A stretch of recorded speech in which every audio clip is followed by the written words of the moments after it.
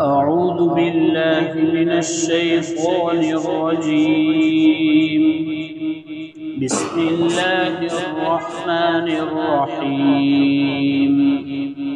والضحى والليل إذا سجى ما ودعك ربك وما قلى وللآخرة خير لك من الأولى ولسوف يعطيك ربك فترضى ألم يجدك يتيما فآوى ووجدك ضالا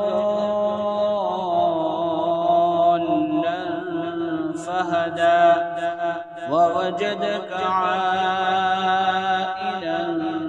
فأغنى فأما اليتيم فلا تقهر وأما السائل فلا تنهر وأما بنعمة ربك فحدث۔ شروع کرتا ہوں اللہ کے نام سے جو بڑا مہربان نہایت ہی رحم والا ہے۔ والضحیٰ، قسم ہے چاشت کے وقت کی، واللیل اذا سجا، اور قسم ہے رات کی جب کہ وہ پوری طرح چھا جائے۔ ما ودعک ربک وما قلی، تمہارے پروردگار نے تم کو چھوڑا نہیں ہے اور نہ ہی وہ آپ سے ناراض ہوا ہے۔ وَلَلْآخِرَةُ خَيْرٌ لَكَ مِنَ الْأُولَى، اور دوسری حالت بہتر ہے آپ کے لیے پہلی حالت سے۔ وَلَسَوْفَ يُعْطِيكَ رَبُّكَ فَتَرْضَى، اور ضرور بضرور عن قریب تمہارا پروردگار تم کو دے گا فترضى، جس سے آپ راضی ہو جائیں گے، خوش ہو جائیں گے۔ الم یجدک یتیما فآوی، کیا اس پروردگار نے تم کو یتیم نہیں پایا پھر آپ کو ٹھکانہ دیا۔ ووجدک ضالا فہدی، اور اللہ تعالیٰ نے آپ کو بے خبر پایا پھر اس نے آپ کو باخبر کیا۔ وَوَجَدَكَ عَائِلًا فَأَغْنَى، اور آپ کے رب نے آپ کو محتاج پایا پھر آپ کو بے نیاز کر دیا۔ لہذا فَأَمَّا الْيَتِيمَ فَلَا تَقْهَرْ، یتیم کو آپ یتیم کے ساتھ آپ سختی کا برتاؤ نہ کریں۔ وَأَمَّا السَّائِلَ فَلَا تَنْهَرْ، اور مانگنے والے کو جھڑکو مت۔ وَأَمَّا بِنِعْمَةِ رَبِّكَ فَحَدِّثْ، اور اپنے رب کی نعمت کو بیان کرو، اس کا اظہار کرو۔ یہ سورہ ضحیٰ ہے۔ ضحیٰ عربی زبان میں یہ صبح میں جو 9، 9:30، 10 بجے کا جو وقت ہوتا ہے چاشت کا، اس وقت دن اچھا کھل جاتا ہے، بالکل ساری چیزیں صاف صاف نظر آتی ہیں، تو اس کو عربی میں ضحیٰ کہتے ہیں، جس کو ہم چاشت کہتے ہیں۔ تو چونکہ پہلی آیت میں اس کا تذکرہ ہے اس لیے اس سورت کا نام سورہ ضحیٰ ہے۔ یہ مکی ہے، یعنی حضور صلی اللہ علیہ وسلم جو نبی بنے 40 سال پر، اس کے بعد 13 سال کا جو زمانہ ہے ہجرت سے پہلے کا، اس زمانے میں یہ اتری ہے۔ ہمارے قرآن میں یہ 93 نمبر ہے، 93 پر، اور اتری ہے 11 نمبر پر، یعنی بہت شروع میں اتری ہے۔ 11 آیتیں ہیں، 1 رکوع ہے۔ اس صورت میں دیکھنے کے اعتبار سے کل 3 باتیں۔ پہلی بات، اللہ تعالیٰ نے قسم کے ساتھ یہ بیان فرمائی کہ اس زمانے کے مشرکوں نے کچھ پروپیگنڈا کیا تھا، سازش کی تھی، منصوبہ کیا تھا تو اس کا جواب دیا ہے۔ اس کے بعد حضور صلی اللہ علیہ وسلم پر اللہ تعالیٰ نے 3 انعام اور نعمتیں برسائی، اس کا تذکرہ ہے، اور اس کے بعد 3 احکام کا تذکرہ ہے، یعنی یہ کل 3 باتیں اس صورت میں ہیں۔ سب سے پہلے اللہ تعالیٰ نے یہ کہا کہ قسم ہے چاہے، اس کو سمجھنے سے پہلے کہ آیت اللہ نے اتاری کیوں، اس کے بارے میں 2 باتیں نقل کی جاتی ہیں۔ ایک تو یہ کہ حضور پاک صلی اللہ علیہ وسلم پر اقرا بسم ربک جو 5 آیتیں اتری، اس کے بعد کچھ مدت تک وحی کا سلسلہ بند ہو گیا، 6 مہینے تک۔ اس کے بعد سورت اتری مزمل، پھر اتری مدثر یا مدثر پھر مزمل۔ تو اس کے بعد مکہ کے کچھ لوگوں نے مدینہ کے یہودیوں سے رابطہ کیا کہ ہمارے وہاں ایک شخص ہے جو نبی ہونے کا دعویٰ کرتے ہیں، اب ہم لوگ ان پڑھ ہیں، ہم لوگ جاہل ہیں، ہمیں تو پتہ نہیں کہ نبی کس کو کہتے ہیں، واقعی میں یہ نبی ہے یا نہیں ہے، تو تم ہمیں کچھ ایسا بتاؤ کہ ہم ان کا امتحان لیں اور ہم کو پتہ چلے کہ یہ نبی ہے یا نہیں۔ تو یہودیوں نے 3 باتیں کہی کہ تم 3 سوال کرو۔ ایک تو یہ کہ وہ 7 آدمی یعنی کہف والے، غار والے، جس کو انگریزی میں یہود اور تورات انجیل وغیرہ میں اس کو 7 سلیپر سے یاد کیا جاتا ہے، تو یہ اصحاب کہف کا کیا واقعہ ہے۔ دوسرا سوال یہ کیا کہ ذوالقرنین جو بادشاہ تھا وہ کہاں کا تھا، کہاں گیا، کیا کیا۔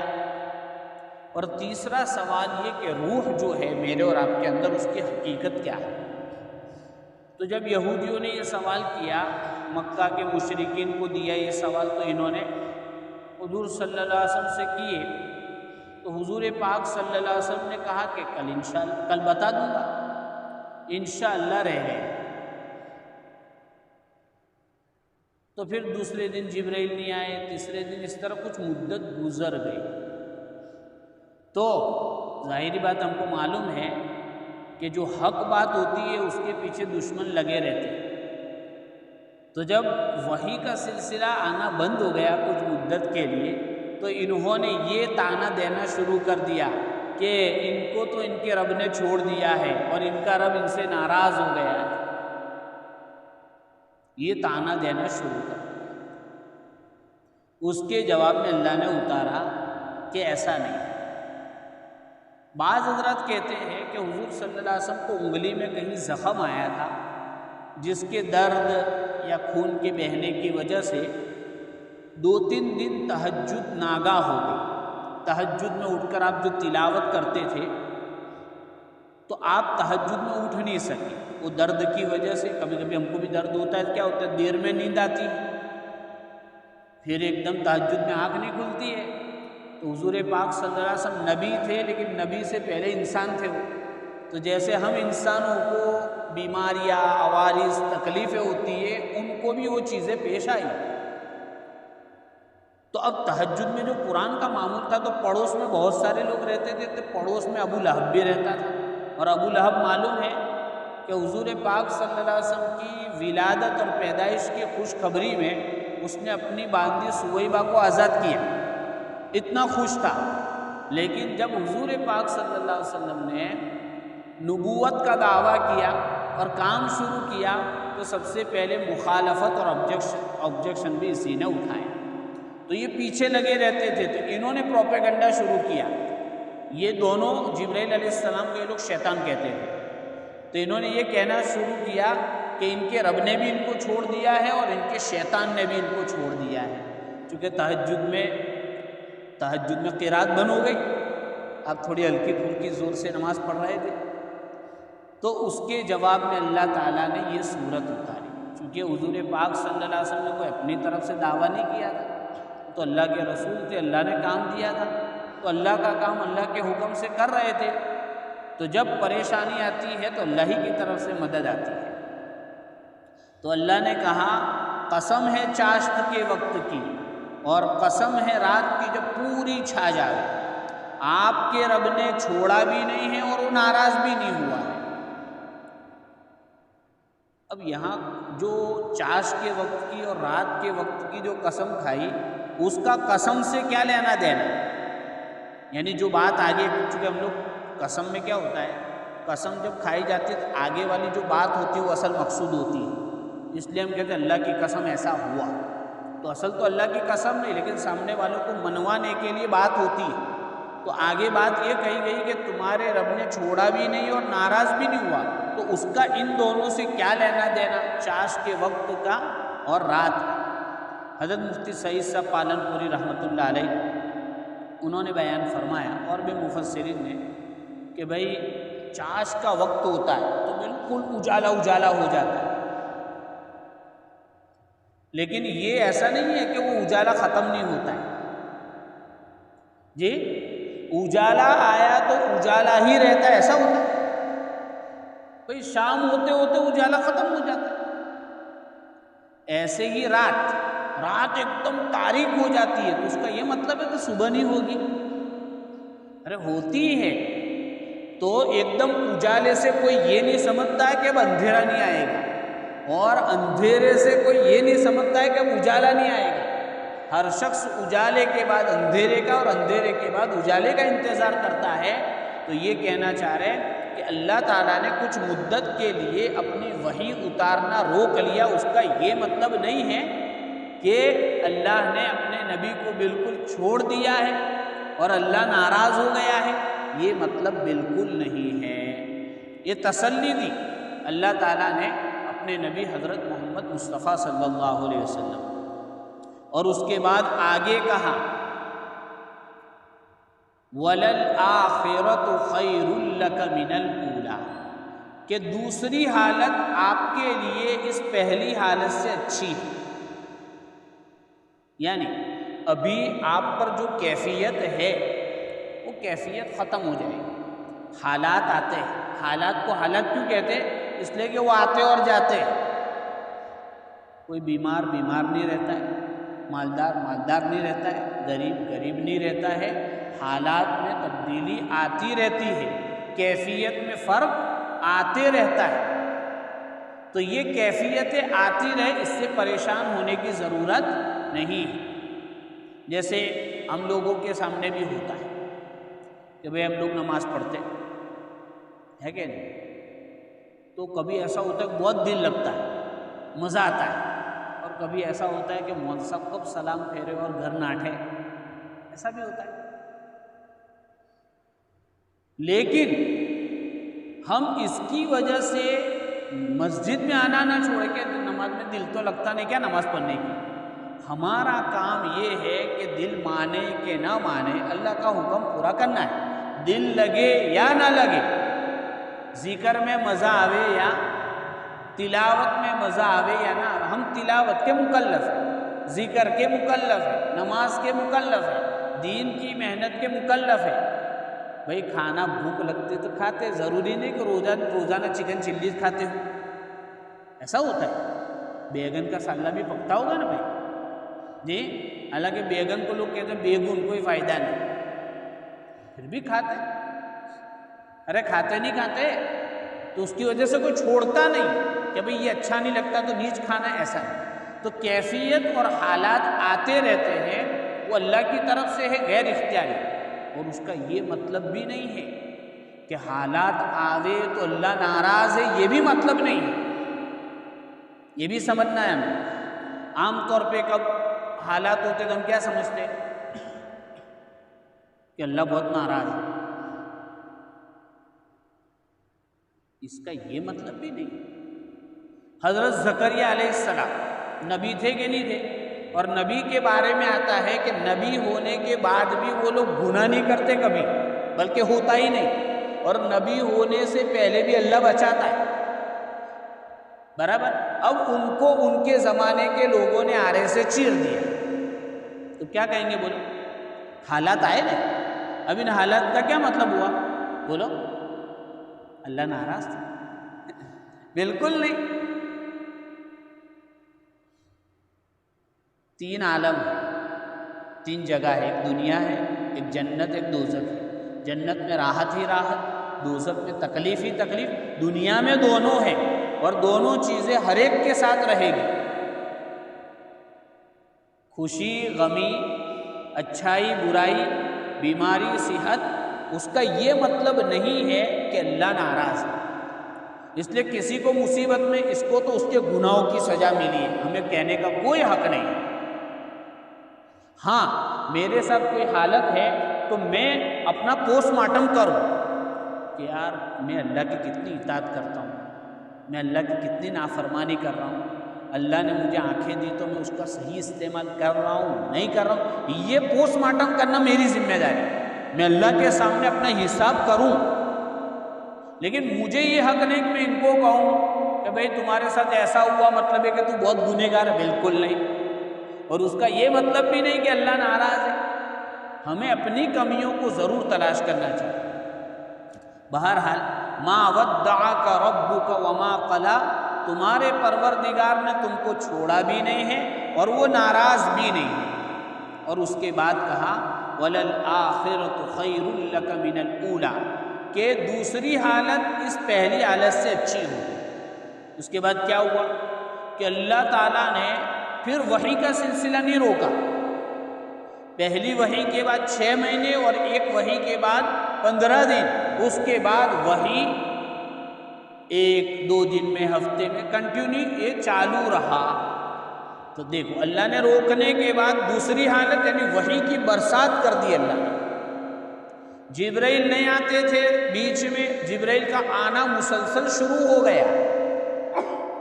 حضور پاک صلی اللہ علیہ وسلم کو لوگ ستا رہے تھے، اللہ تعالیٰ نے ستانے والوں میں خیر خواہ لوگ پیدا کر دیے۔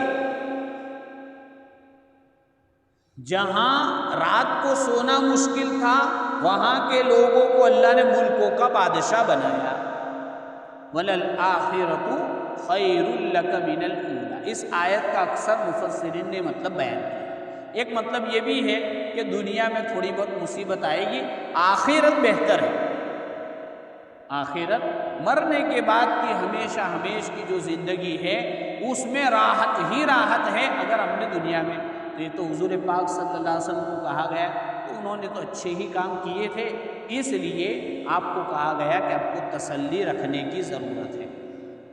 اس کے بعد فرمایا وَلَسَوْفَ يُعْطِيكَ رَبُّكَ فَتَرْضَىٰ، خالی وعدہ کر کے چھوڑ نہیں دیا، ایک اور پکا وعدہ کیا کہ تمہارا پروردگار تمہیں اتنا دے گا کہ تم راضی ہو جاؤ۔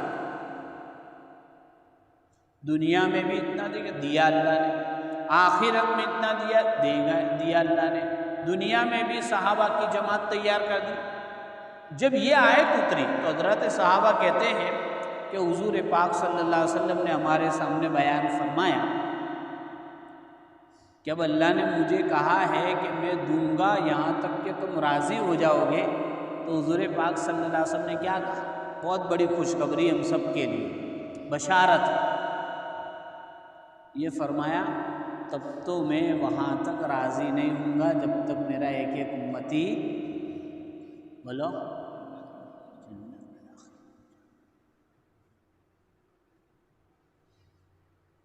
اللہ نے یہ کہا، نبی نے یہ کہا، دونوں کو ملا دو تو حساب آتا ہے کہ انشاءاللہ اس امت کا ایک ایک امتی ضرور جنت میں جائے گا۔ اب ہمارا کام تھوڑا رہ جاتا ہے کہ ہم وہ اعمال کریں کہ حضور پاک صلی اللہ علیہ وسلم کو ہماری وجہ سے میدان محشر میں شرمندگی نہ اٹھانی پڑے۔